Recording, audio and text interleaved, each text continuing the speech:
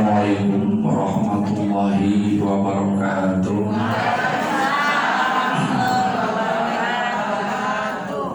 Alhamdulillah kita sama-sama telah membahas tentang ilmu tajwid, dan sekarang kita lanjutkan kepada sesi yang ketiga, yaitu sedikit tentang pembahasan masalah ilmu.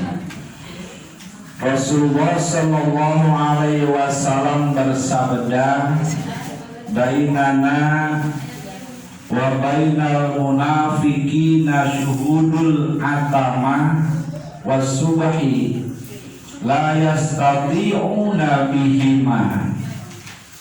Yang artinya, kata Rasulullah Sallallahu Alaihi Wasallam, perbedaan antara kami di sini maksudnya adalah orang mukmin.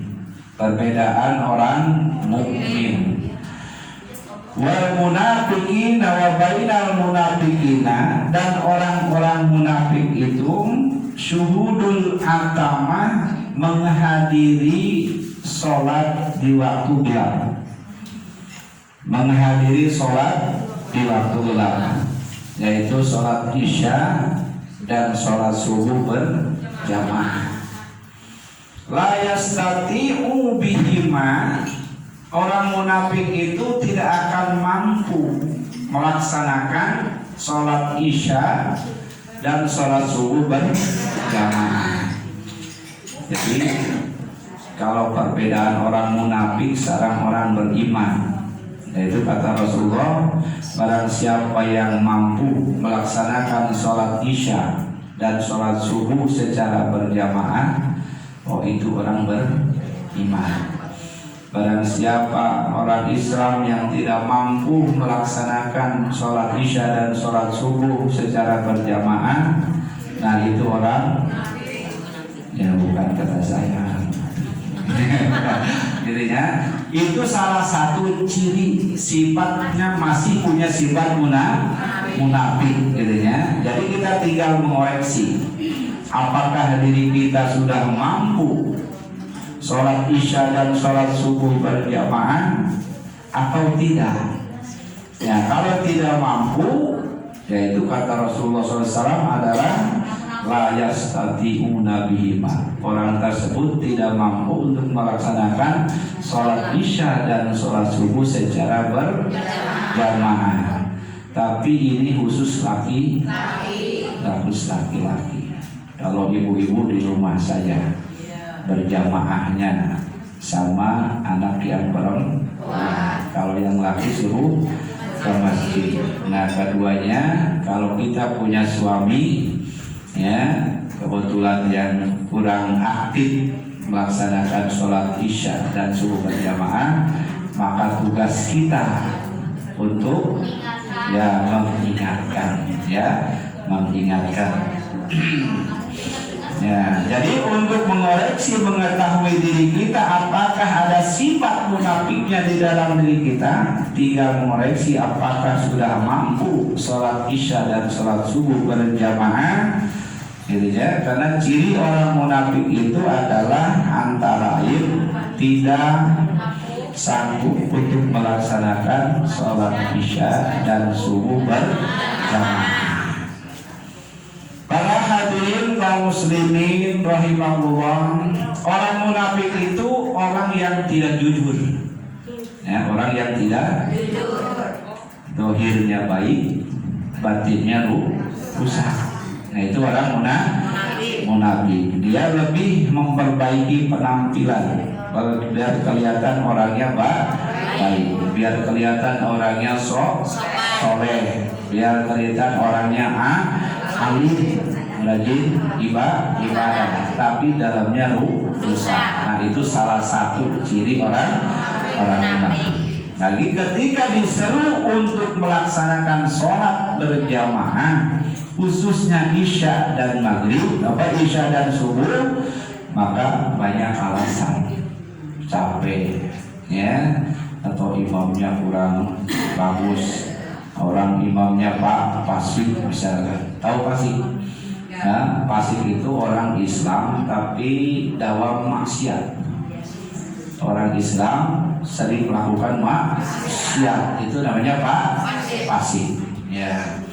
Atau imamnya kurang bagus. Padahal menurut Imam Subki, ya, walaupun imamnya fasik, kita imamnya adil, misalkan, ya, makmumnya adil, imamnya fasik, tidak menggugurkan pahala berjamaah, walaupun hukumnya makruh.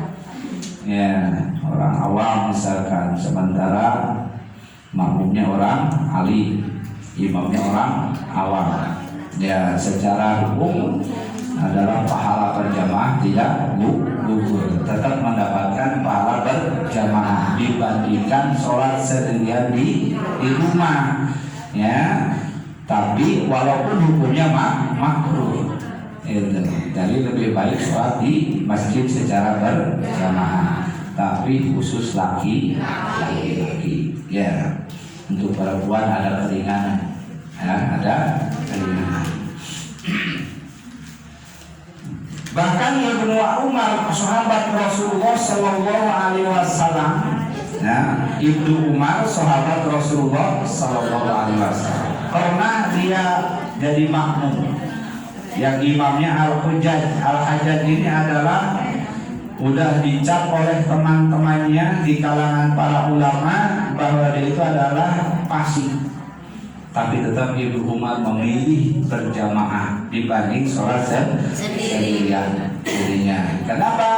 Karena sholat kita dirinya juga belum tentu benar, gitu ya. Karena kalau kita beranggapan bahwa kita orang adil, imamnya orang fasik, nah di dalam hati kita ada sifat, ya, padahal di dalam diri kita ada sifat ujub, ya, ada takabur, ada riya. Maka itu kalau punya anggapan diri kita yang paling benar adalah dosa. Jadi kesimpulannya, imam atau berjamaah imamnya orang fasik sementara imam makmumnya orang adil, tetap tidak menggugurkan pahala berjamaah walaupun hukumnya makruh. Para hadirin kaum muslimin rahimakumullah, Rasulullah Sallallahu Alaihi Wasallam bersabda, man laqiya Allahu wa huwa mudhayyun bis shalah lam ya'ballahu bi syai'in min hasanatihi. Barang siapa yang bertemu Allah, yang maksud bertemu Allah ini adalah sudah meninggal, ya, karena kalau masih hidup tidak akan bisa bertemu dengan Allah secara fisik. Man laqiya Allah, barang siapa yang bertemu Allah, wa huwa mudhayyun bis sholati, sedangkan dia banyak meninggalkan sholat, banyak ketinggalan sholatnya ketika dia masih hidup, ya, baik itu disengaja atau tidak disengaja. Lam ya'ballahu, Allah tidak memperdulikan terhadap orang tersebut min hasanatihi, dari kebaikannya. Jadi artinya ketika kita hidup di alam dunia, banyak sekali kita memperbuat kebaikan, ya, banyak bersedekah, banyak menolong orang, pokoknya baik-baik dilakukan, tapi dia banyak ketinggalan sholatnya, maka pahala dari kebaikan tersebut Allah tidak memperdulikan, ya, Allah tidak menghitung pahala tersebut. Kenapa? Karena banyak meninggalkan sholat. Jadi pokok utama hidup dalam dunia ini adalah sholat, iman, sholat, terus pekerjaan sesuai dengan profesi kita, ya. Jadi seperti ini, jangan punya harapan, saya bukan ustaz, saya bukan ulama, saya bukan kiai, ya, terus harapannya kecil. Jadi jangan punya pemikiran seperti itu. Jadi orang hidup di alam dunia itu sebuah profesi, ya, sebuah profesi, asalkan profesinya halal, berpotensi masuk surga. Contoh, Kita itu iman kepada Allah Subhanahu, kemudian kita kita profesinya sebagai pedagang, teruskan dagangnya, asalkan dagangnya jujur. Insya Allah masuk surga, walaupun bukan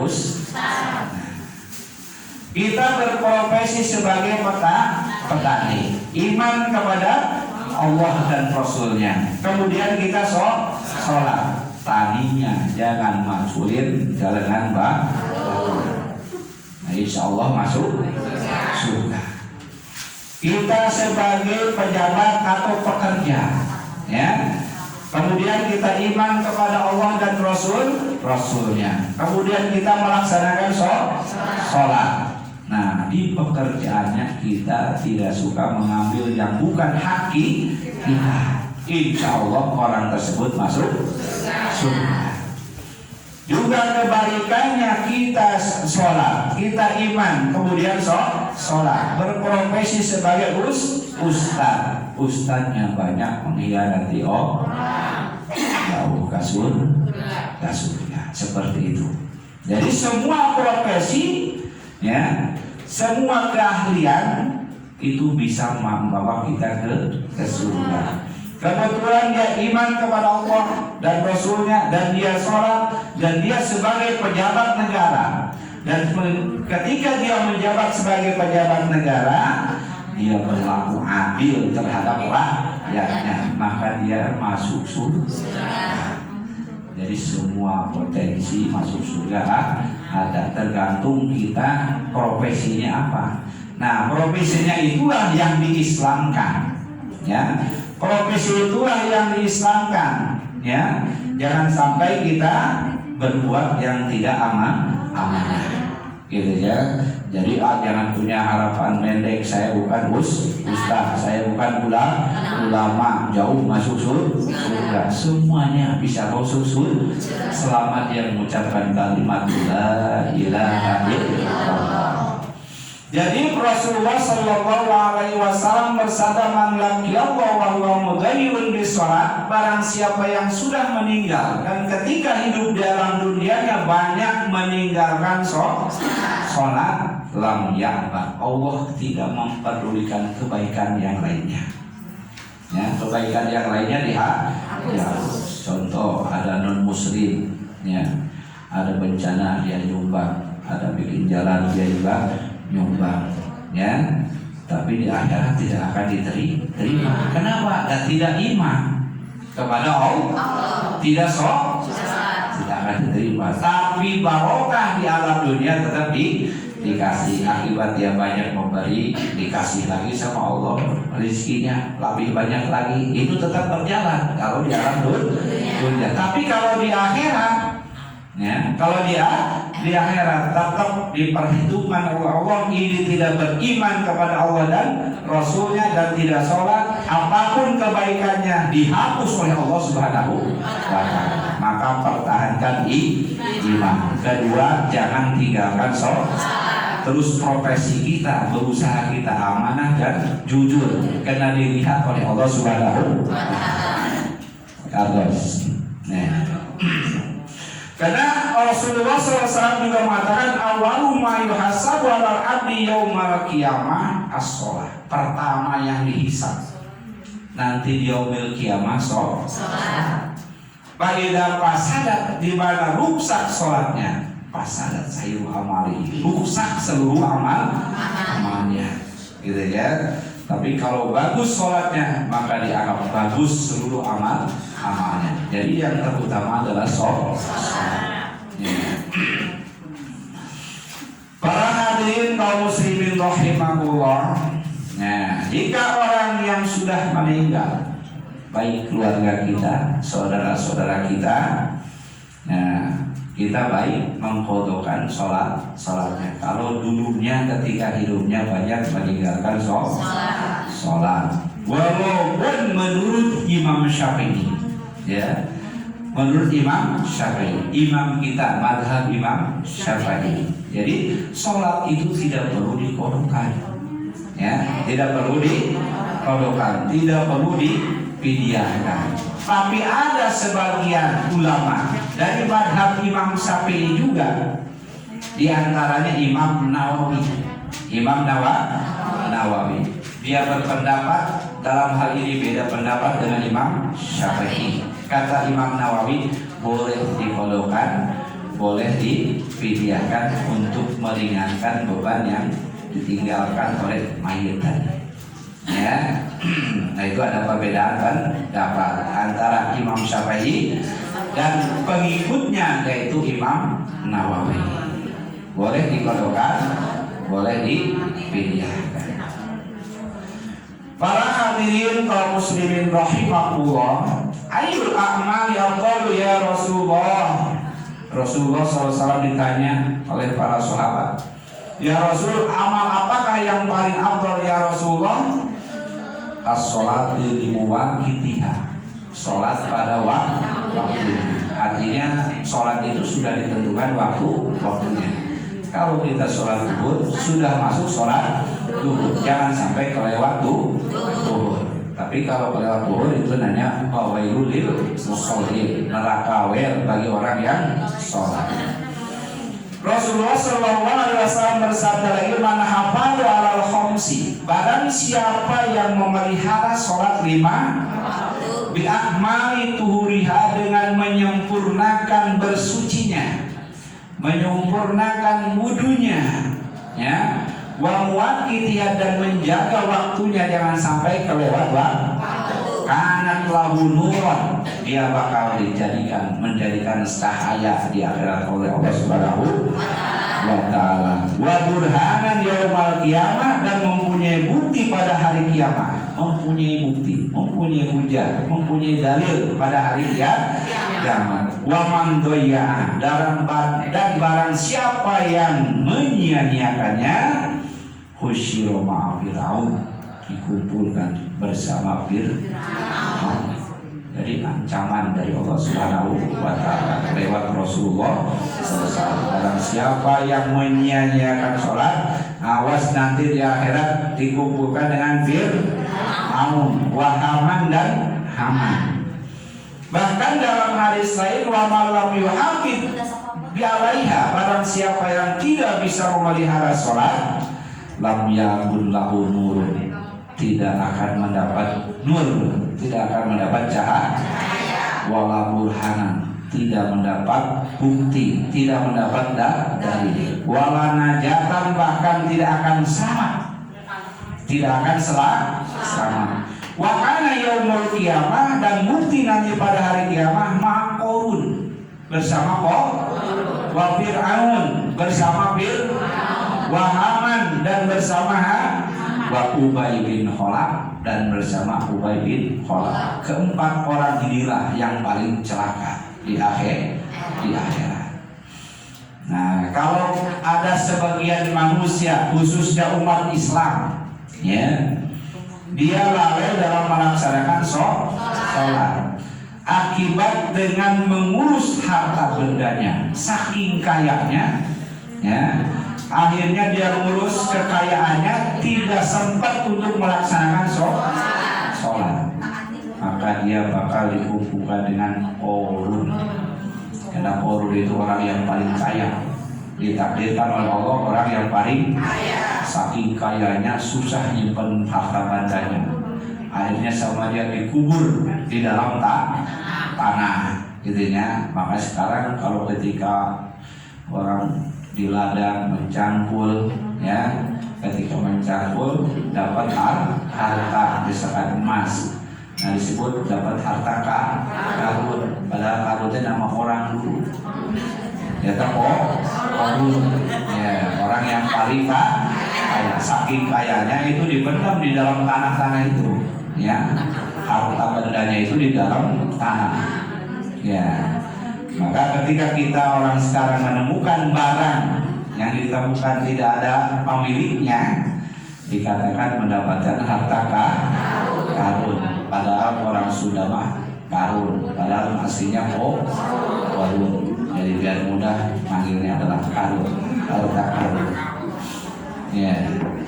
Nah, dia jarang tidak ingat kepada Allah Subhanahu wa taala, sering melalaikan Allah Subhanahu wa taala. Maka kalau orang Islam yang melalaikan sholat berarti dia lupa terhadap Allah, nanti di akhirat bakal dikumpulkan dengan ya. Yang kedua adalah Fir'aun. Nah, kalau ada sekelompok umat Islam yang meninggalkan sholat, ketinggalan sholat, sibuk dengan urusan jabatannya, ya, sibuk dengan urusan jabatan. Nah, maka bakal dikumpulkan dengan Fir'aun. Karena Fir'aun itu adalah, ya, orang yang menjadi raja, punya jabatan raja. Bahkan saking takaburnya dia menganggap sebagai Tuhan. Nah, dia lalai kepada Allah Subhanahu wa taala. Maka orang Islam yang tidak sholat karena sibuk dengan jabatannya, kunjungan ke sana, kunjungan kemari, rapat dan segala macam, sehingga ketinggalan sholatnya, maka di akhirat dikumpulkan oleh Allah Subhanahu wa taala dengan Fir'aun. Ya. Yang ketiga, Haman. Siapa Haman itu? Ya. Sekelompok orang yang tidak sholat akibat dengan sibuk kepegawaiannya, sibuk dengan pekerjaannya. Kebetulan dia sebagai pegawai. Nah, mau sholat duhur takut sama atasannya, mau sholat Jumat takut sama lingkungannya. Akhirnya dia tidak sholat, lebih takut kepada atasannya. Nah, orang yang meninggalkan sholat akibat seperti itu, maka nanti dikumpulkan dengan Haman. Ya. Yang keempat adalah Ubay bin Halaf. Siapa Ubay bin Halaf ini? Ubay bin Halaf ini adalah orang yang suka berdagang, suka bisnis. Orangnya tukang bisnis. Jadi kalau ada orang Islam meninggalkan sholat, dia sebagai pedagang. Ketika mau maghrib banyak yang beli, di layaran dulu beli sampai habis maghribnya itu. Ya, ketinggalan sholat maghrib, sibuk dengan perdagangannya, sibuk dengan bisnisnya, maka dia dikumpulkan dengan Ubay bin Halaf. Ya. Bahkan Ubay bin Halaf ini adalah satu-satunya manusia yang paling celaka di antara umat Nabi Muhammad Sallallahu Alaihi Wasallam. Kalau yang tadi Qarun bukan umat kanjeng Nabi, jadi Nabi belum lahir dia sudah berada duluan. Ya, Fir'aun juga bukan umat kanjeng Nabi. Haman juga bukan umat kanjeng Nabi. Haman itu adalah pegawai Fir'aun. Nah, Ubay bin Halaf ini salah satu umat kanjeng Nabi besar Muhammad Sallallahu Alaihi Wasallam yang paling celaka. Ya, yang paling celaka, manusia yang paling celaka itu Ubay bin Halaf dari kalangan umat kanjeng Nabi besar Muhammad Sallallahu Alaihi Wasallam. Nah, Ubay bin Halaf ini satu-satunya manusia yang dibunuh langsung oleh tangan Rasulullah Sallallahu Alaihi Wasallam.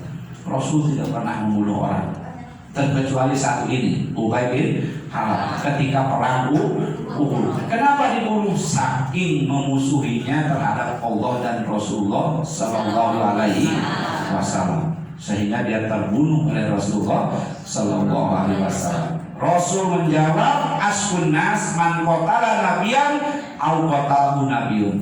Ya, paling celaka manusia itu adalah orang yang membunuh nabi.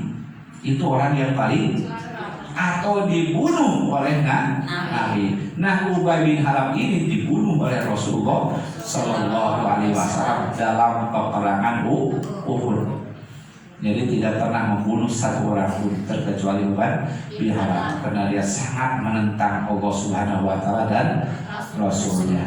Nah, itulah di antaranya ada 4 golongan manusia yang meninggalkan sholat.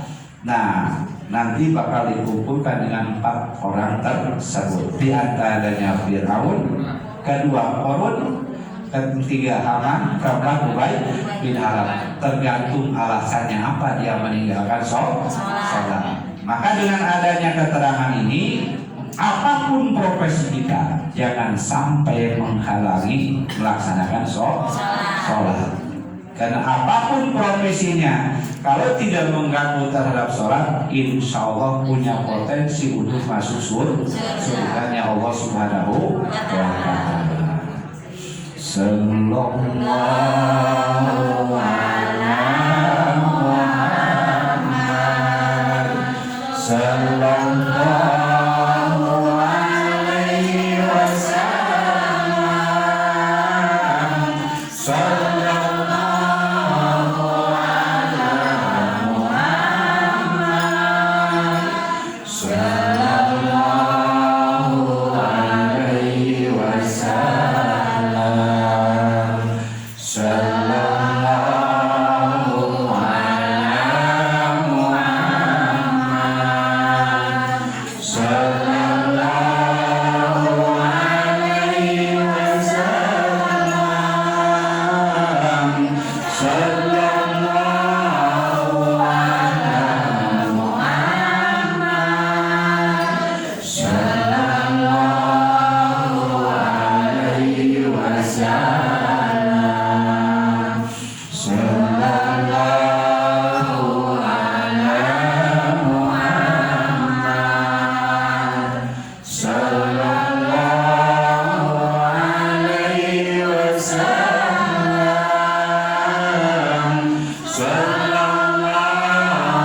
ala Muhammad, sallallahu alaihi wasallam. Allahumma shalli wa sallim wa barik alaihi sallallahu alaihi ya dzal jalali wal ikram. Shalli ala Muhammadin wa barik wa sallim wa rahmatullahi wa ajma'in. Amin. Alhamdulillah wa yukafi mazidah ya rabbana kama yanbaghi li fil karim wa alim sallallahu alaihi wa sallam.